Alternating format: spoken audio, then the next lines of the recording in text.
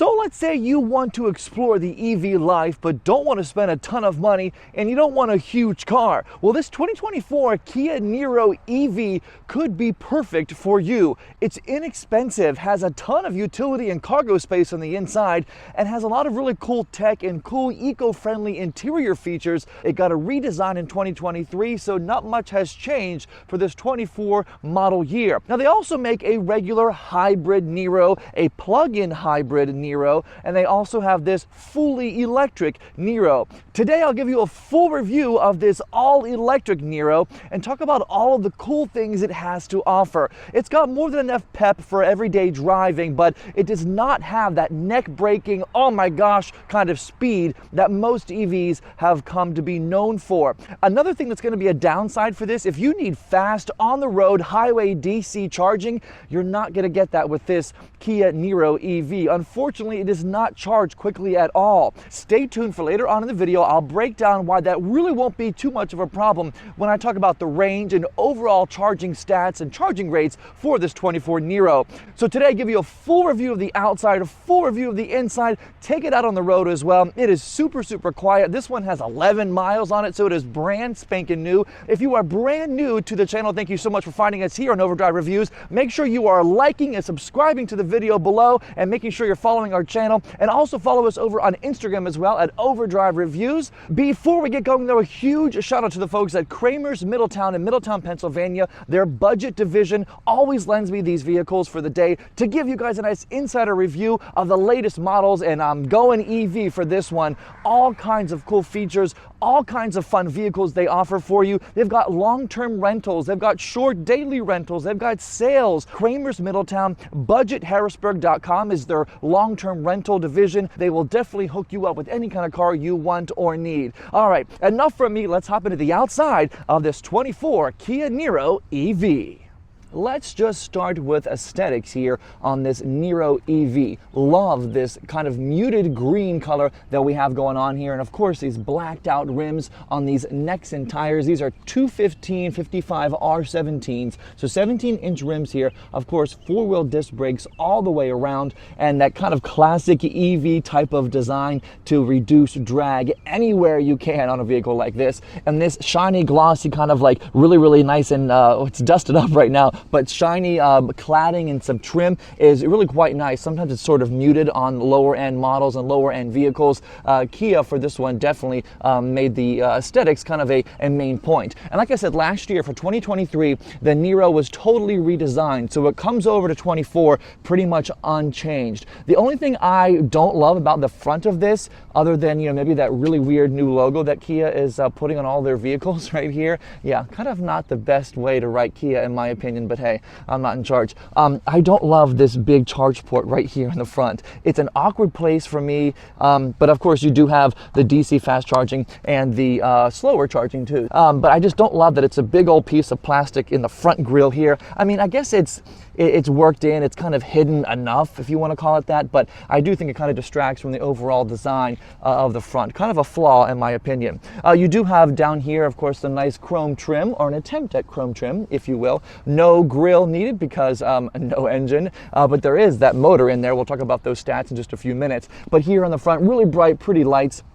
Kia is putting this kind of overall design in all of their vehicles. They all look very uniform. That's one thing Kia has really done well in the last, 10, 15 years or so, is they've really turned a corner on their design. They're very kind of sporty, aggressive. They're futuristic. They're they're appealing. They're nice. I mean, Kias used to be so boring, and I think eventually they were like, hey, you know what? Let's make these things unique. And I think it all started with the Soul, if I had to pinpoint a time when it started. So let's start over here too. You've got these really kind of unique turn signals built right in here into your side mirrors. More of that glossy, shiny black trim right here for you. No sunroof on the Niro. I'm not sure if there's one offered on this trim, but this one does not have one. And again, this is, it's a $40,000+ car. So let's talk about those trims one more time. The Wind and the Wave, about $41,000 after taxes and fees for the Wind, about $46,000 for the Wave. Now they, again, are the exact same powertrain. There's only one engine option offered, so you don't get more range, you don't get more power if you opt up for the $5,000 more expensive trim, unfortunately. On the Wave trim though, you do add things like synthetic leather upholstery, ventilated front seats, a heated steering wheel, front parking sensors, and park assist. But truly, if I was gonna be, buying one of these and you asked me, hey, which one you gonna get? I'm going for the Wind trim. The lower trim is just fine. It has all the basics, all the fun things you would need in a modern car. And guess what? The range is the same. And I'll tell you about that range again in a few moments here. Like I mentioned at the top of the video, there are two other Niro models, a hybrid and a plug-in hybrid. Both of them have less power than this. So this is actually quite quick compared to the other Niros that are offered. I love the rear design here. These really tall rear lamps. I mean, they hug the little shoulder area, I guess, of the car, if you will. Kind of Volvo-esque, maybe some CR-V-esque. I see a little bit of Mitsubishi Eclipse Cross right there too.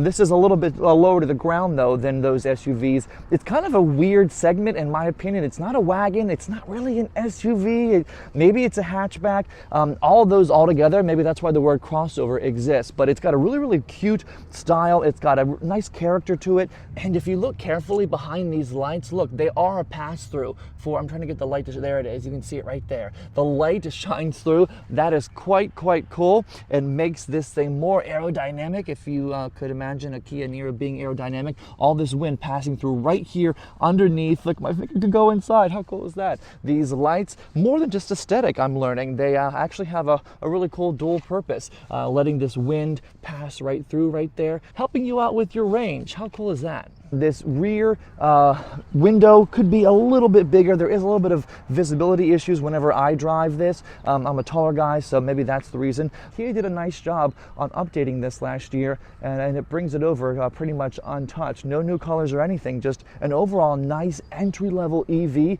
And again, those great warranties, 10-year, 100,000 miles on the powertrain, and the limited warranty is 5 years, 60,000 miles. So lots of fun things. I really think that this should be on your list if you want to save a few bucks, if you still want some room and some places to put things and take people and items and dogs.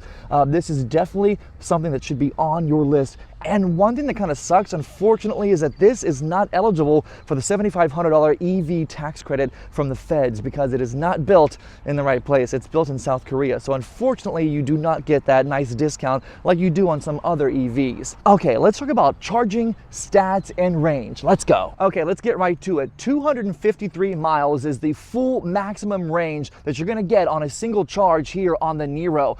201 horsepower engine, 188 pound-feet of torque is what this front-mounted electric motor pumps out. So not a ton of power either. I think it's about 6.7 seconds from 0 to 60, which for a gas-powered car is kind of quick and respectable. In the world of EVs, where they're really, really quick and have a nice punch off the line, 6.7 seconds is a little bit slow. Now, I say all that to say there still is enough pep and everyday acceleration for the average driver. You will have no problem merging, getting out of a stoplight quickly, or maybe running a stoplight or something like that. There is definitely enough pep here, especially in sport mode. In eco mode, this thing really crawls and tries to save energy and try to save you range. So if you have it in eco mode, you will not be doing any kind of spirited driving. Normal mode, you can do some more enthusiastic stuff, and then in sport mode, of course, you can also do some more sporty, spirited driving. Every single Niro, by the way, pulls on the same 64.8 kilowatt-hour battery pack across the line. So no matter what trim you get, what options you get, everything is the same. I wish that all-wheel drive was kind of an option, because whenever you have one of these crossovers, a lot of folks also want all-wheel drive, but it's small enough and I think heavy enough at just over 3,700 pounds that I think front-wheel drive will do just fine for most people. I don't mind front-wheel drive cars. Rear-wheel drive in the snow is really where you get into some trouble. Now, speaking of this big engine bay, this is the only frunk you have. I'm loving a big frunk, but Kia said not so much. This has enough room for maybe, like, I don't know, 2 subs and maybe a cell phone or something like that. I'm not sure what you're actually going to be putting in there that's worth anything. Definitely not a bag, definitely not a small, suitcase or anything like that. This is unfortunately the smallest frunk I have ever seen. I'm not even sure why they put it here, other than to say that they have one. It's kind of an odd thing. Now, as far as charging, let's talk about this. This is another downfall of the Niro, if it really has one. Kia says it'll charge from 10% to 80% and 45 minutes on DC fast charging. So fast charging and 45 minutes don't go together in my head as a Tesla owner. So 45 minutes to go from 10 to 80 is really lackluster. If you need fast charging because you're always on the highway or anything like that, I would look elsewhere. This Niro EV really does not have the fast charging capabilities. Now you can charge on level 2 charging at home or something like that. For a full charge takes about 7 hours or so. You can also charge on a 120 volt outlet, but I would not suggest that, and neither does Kia. It would take you more than 2 days to fully charge this thing up. And as far as efficiency, about 126 mpge city, about 101 mpge highway. So overall, a very efficient vehicle, but if you need faster charging, I don't think this car is for you. And I mentioned this earlier, here is the charging port right here in the front of the vehicle. It's nicely marked for both DC and AC charging. Right down here at the bottom, just yank those out. Pretty easy to use, pretty intuitive, but again, the charging speed or the lack of charging speed really sets this thing apart from its competitors. So cargo-wise, the Niro really shines for its size. You've got this power liftgate here on the rear of this model. Opens up nicely for you. It's not incredibly tall, so if you are a tall person, watch your head whenever you step underneath of it. 23 cubic feet of space behind the second row. With that second row down, about 63 cubic feet of space, so a lot more room with those second row seats down, and plenty of room for the person who probably is going to be driving this. I would imagine you don't have a large family if you're driving a small Kia Niro, but you've got room for boxes, maybe a dog or two back here, suitcases on a long trip, something like that.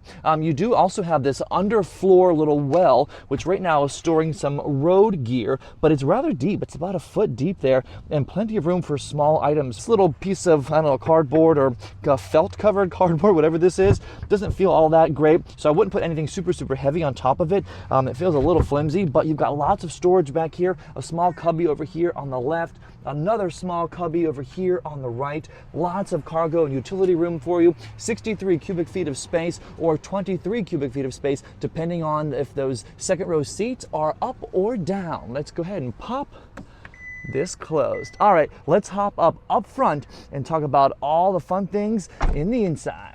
So in addition to this being an EV and that inherently meaning, environmentally eco-friendly, Kia has also made sure this interior is full of recycled materials and eco-friendly materials. And I'll highlight some of those here in a second. Starting at the door, this does not have the big, expensive Harman Kardon premium sound system, which is an option on the Niro here. This door looks really nice. This huge speaker down here, nice big glossy piece of probably plastic, but it feels actually quite nice. Leaves a little bit of marks if you have oily fingers or anything like that, but I love how slanted and high mounted the window buttons are here with the mirrors and the locks as well. Nicely placed, and it's a nice cool angle. There's fun angles all over the inside of this thing, so Kia has made it as futuristic as possible, I think, and they've done a nice job of it. Let's get inside here, close the door for the little door check. A little chintzy. It rattles a little more than it probably should. The window is down, so maybe that was the reason for it, but it could be a little bit more of a solid thunk, in my opinion. So in the car here, look at this, like a cockpit. You've got two 10.3-inch displays, one for the driver here and one for the infotainment center here in the dash. What I really love about this is that it's sloped very nicely. It's angled at you perfectly here, and this is also angled at you perfectly here. It's a nice kind of curved one big piece of technology. Now to turn this on, foot on the brake, and the button to turn it on is right down here. Now of course you won't hear an engine or anything like that, but you will be greeted by some little chimes and dings and things like that. Let me turn this off so I can hear myself. Okay, so we are back. 10.3-inch screen here, 10.3-inch screen here. Let's start over at the driver's side. This two-spoke Kia wheel is very different. It grows on you. I will say when I first saw it, I did not love the way it looked. It looked a little too wonky and too how useful is that actually going to be? But it's very comfortable in my hands. It's a smaller steering wheel, but feels quite nice, and you've got lots of places to rest your hand if you're someone who likes to rest their hands. So over here, all of the stuff on the left side of the steering wheel controls the gauge cluster screen for the driver. Everything over here for the large part controls the center screen. So all your volume is over here as well. You can, totally mute it by pushing it in. Different modes over here. It'll change the screen to what you navigate to. We'll get to that in a moment here. But back in the center here, all digital everywhere. So you've got your total charge right here, 245 miles left. You've got your speedometer over on the left side. You've got your tachometer, which, not really a tachometer, I guess, in this car. It kind of shows you your power when you're regenerative braking and when you're recharging the battery. All sorts of information displayed for you there as well. And over here you've got your driver assistance things. You've got your lane keep assist, your forward collision mitigation. You've got cruise control, and these little paddles back here where you normally would be using on a gas car to shift between gears or keep it in a lower gear if you're going down a hill. This actually turns on the one pedal driving, the regenerative braking. So if you whack that, it'll say I pedal is on. So that is what you use this for. I've not used it yet, so I'm not really sure how well it works, but whenever we get to the driving portion, I will test it out. So I love kind of this setup now that I've had it for a few hours and I'm getting used to it. But over here, again, you can kind of scroll through the center by just pushing this big menu button over. It's not super intuitive, I'm not gonna lie to you. There's a lot of arrows and a lot of buttons that really don't do a whole lot. Like, I mean, to me, this is a really fancy screen. It should do more than it does. The only one of these subcategories you can actually scroll down in is this driver info one. And you can go to, like, after recharging, what your stats are. Accumulated info over time, There's different things in here, and I don't love that it's kind of hard to find. To me, there should be like an arrow that pushes over to make these scroll over. No, you gotta push this menu button. So it's not super off the cuff intuitive, but buttons feel great. They look great. The steering wheel does feel nice. And you've got your drive modes down here as well. Like I said, drive mode right now we're in normal. This is in sport mode. This is eco mode, and then back to normal. I would keep it in normal or sport almost all the time. The eco mode is super slow. Down here behind the left hand position, I guess if you will, you got your lighting for illumination here. There is ambient interior lighting available too on the Niro, if I didn't mention that already. You do have a power liftgate button for you here and your traction control as well. Small vents all over the place. Again, look at the angle of this. I mean, it's like chopped up and sliced. It looks like something on a fancy French menu. It's all just sliced and diced, and it looks really cool. I mean, from over here, you've got the angles all over, and it really comes together quite nicely. Excuse these bright sun outside right now. One of my favorite parts of the vehicle is this right here. It's really kind of a touch screen. So whenever I push something, yeah, it's kind of cool. It's an interactive little screen. So maybe you have 3 screens in here if you can count this as a screen. It's all tap. It's not haptic. It does not vibrate whenever you touch it, but they look like stickers or buttons, and then you realize that they change. So it's not stickers or buttons. It's actually a little teeny screen, and it feels really nice. It's a nice touch for sure. This large hazard light button could be a little smaller, in my opinion. It takes up way too much real estate on the dash. But here on the top of the little vents too, you can kind of see the little directions. Totally off to the right is closed, totally off to the left is open, and every vent operates that way. Let me turn the air off so I don't waste any of our batteries sitting here. Down below, you do have more charging capabilities too. Not charging for cars, obviously, charging for phones. A USB-C right here, a USB right here, and a 12-volt outlet right there. You do have wireless phone charging, a wireless pad option. This one I don't believe actually has it. I don't think this car is equipped with it, but that's where this would be. And down here is a nice little well to put change, to put pens, to put, I don't know, floss, whatever you carry in your car whenever you're out and about driving. So down here again, this is a spin wheel to put the car into gear. So with your foot on the brake, all the way over is drive, in the center is neutral, back is reverse. A big old camera pops up. I say big, I'm not sure why I say big, because it really is not that large. This huge screen, and all you get is this teeny bit.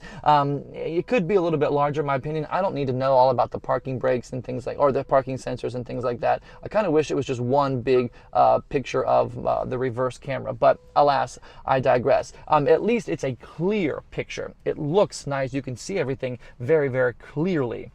Back down here to where the shifter is. Let's go down here for me one more time. Heated seats here in the front passenger and the front driver's seat. Auto hold for you as well. You've got your parking cameras right here. A huge parking brake sensor, or parking brake button rather, for you right here in the center. All of this is glossy, black, shiny, and is prone to fingerprints. So, you know, that might annoy someone who's OCD about fingerprints being everywhere. It looks nice though, and it feels really great as well. $40,000, $45,000, depending on what model you get. I think Kia Ultra delivers on the quality of the interior here for sure. One of the coolest things in the center here that I love so much, there's no cup holder holders. Wait a minute. Yes, there is. Wait a minute. Yes, there is. Super, super cool. And you just push them back into place and they lock back in until you need them. I think it's so cool. Watch this. Here it goes. Ah! How cool is that? Kia being inventive and quirky and unique. I quite love it. Really nice job here. I don't love how small this is in the center. It's comfortable at least. It looks nice. It doesn't slide up. It doesn't slide back. It just opens and reveals the smallest cubby you have ever seen in your life. It could be a little bit bigger, a little more robust in my opinion too. The seats are comfortable. They look nice. And again, recycled materials throughout. There are eucalyptus leaf elements in the seats, which is super, super cool. I'm not sure what elements are eucalyptus leaves, but Kia says they use eucalyptus leaves in parts of the seats. And look how cool the headrests look too. They look like something out of a jet or something like that. They look really, really cool. Very, very, you know, just different looking. And I think that's the whole point of this whole car, is to make it look a little bit different, eye-catching and appealing. And they do that with, you know, flying colors. This passenger seat is manual. It is not powered. The driver's seat is power and has all the 8-way adjustable functions you would expect out of a modern vehicle. There are large pockets on both sides of the doors.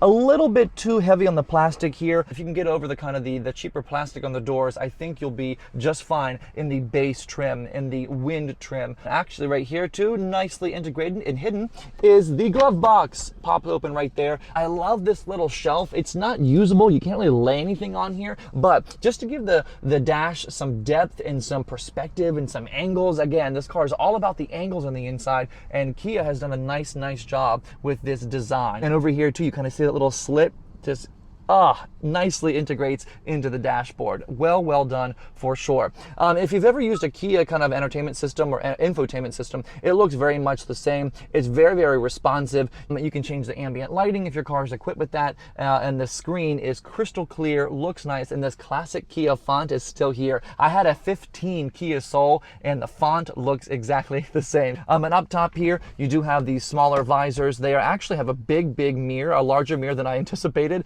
but they do also pull over and extend then to block the sun. Kia has done a nice job. It's a comfortable cockpit, it's a useful cockpit, and everything has its place, and it's nicely presented. They've done a really nice job at making this EV feel like a normal car, but also feel a little futuristic, a little more like Jetson-y. Let's get to the back seat and see what room is back there. So it's definitely a tighter rear seat. There's not a ton of room, either leg room or headroom if you're a taller person. Kids and shorter adults are definitely more at home here in the back of the Kia Niro. One of the coolest things that I love that Kia has done back here, they give you a charge port right there, a USB-C, and they give you another charge port on this side of the seat. So charge ports galore. They're not down here low with the floor like a lot of cars do. You do have two very basic vents back here. You really can't control the overall heat or air as far as the temperature, but you can control your airflow. I mean, this is where the seat would be for me driving, and sitting behind myself would be a little bit rough. My head is also about to touch the ceiling back here. Let me spin the camera around so you can see. Yeah, my head is really close to this to the ceiling and to the roof. The seats are comfortable. I could use a little more thigh support, to be honest. You do have, again, your small little hand rest or center rest does open up to reveal more cup holders. Not a bad place to be, but a little cramped if you are taller. Let's get this thing out on the road and see what she does. So here we are out on the road in the 2024 Kia Niro EV, and right off the bat I will tell you that the car feels nimble but not quite sporty. It definitely has enough get up and go and some initial oomph to get you off the line from a stop sign or from a red light or anything like that. And the steering is really, really accurate. It feels nice. The wheel refines itself at center almost instantly after you let go of it in a turn. And I have the air on right now. I'm doing a little bit of acceleration to keep up with traffic here. And the car is not struggling at all. It's only about 65, 67 degrees today. And the car is not huffing and puffing like, you know, maybe some small crossovers could. But that single front mounted engine pumping out 201 horsepower, some nice get up and go. The instant acceleration, even though it's not fast acceleration, is still there. The no shifting, the no going through the gears feels incredible. And just went over a set of train tracks right there. You probably didn't even know, you folks at home, probably didn't even know I went over that because it was so quiet and so reserved. And that car is telling me regenerative braking is not really available because the battery is nearly full. All right, well, let's get rid of some battery and then hopefully the regenerative braking can be tested. And the car is reading the lines right now. It's reading the center line and vibrating and telling me to get over because I'm hugging it on purpose to see what it does. Definitely a sensitive system, which is what you want in today's world. Coming to a stop here without me braking at all, the car stops itself. And you can do the whole auto hold too. Don't forget that button down here by the gear shifter. You can do the auto hold, so whenever you do come to a stop, the car doesn't creep ahead like a normal gas car would. Without that set, it does creep a little bit, and I kind of don't like a car to creep. I kind of like it just to stop and stay put.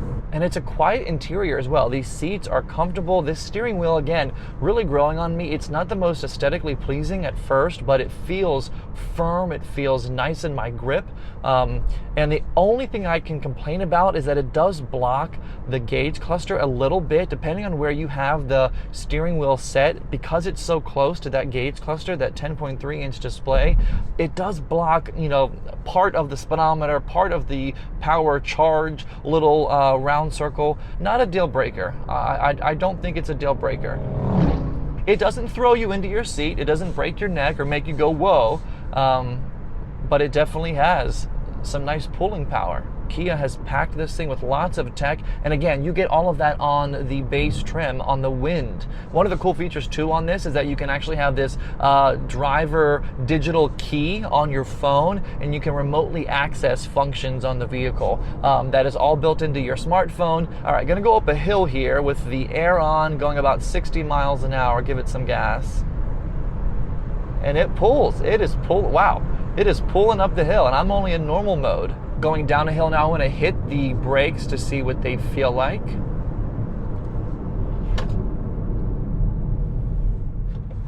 Yeah, a little soft in the brake pedal. I didn't fully hit them. I didn't want to screech the car to a halt, but they do grip nicely. There was a little bit more of a softer feel than I anticipated. I thought they would grip a little bit faster. All right, let's do an acceleration test. No one is behind me. Turning off the air conditioning and putting this thing in sport mode.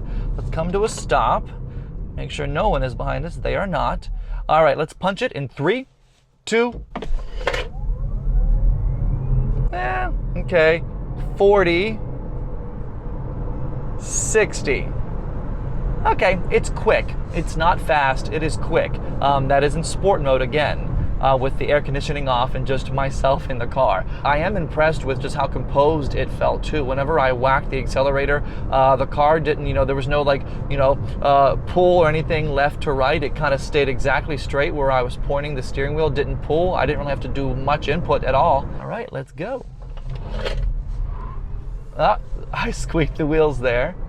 Yeah, definitely some front end, some pulling now that I was kind of at an angle. I was obviously turning out of an intersection, so there's definitely some pull whenever the wheels are a little cockeyed. And if you guys can't tell at home, I like to drive most cars in a sporty way, even if they aren't a sporty car. I just like quick driving. I like fast driving. So everyone who kind of always dogs me for it's not a sports car, I know that. I'm aware of that. But, I want to drive a car enthusiastically with a little bit of spirit behind it. And you can definitely maneuver and manipulate this car in the right modes, in the right way, to drive more spirited, should you so choose. And I gotta say, I'm more impressed than I thought I would be with this. I mean, from the driving out here on the road, to the overall materials in this, to what it offers, to the price, the range to me is more than acceptable, 250 miles plus. In all, I do think this is a winner for someone who wants to spend not a ton of money, but wants to venture into the EV space. What's it all about? You don't want to spend tons and tons of money.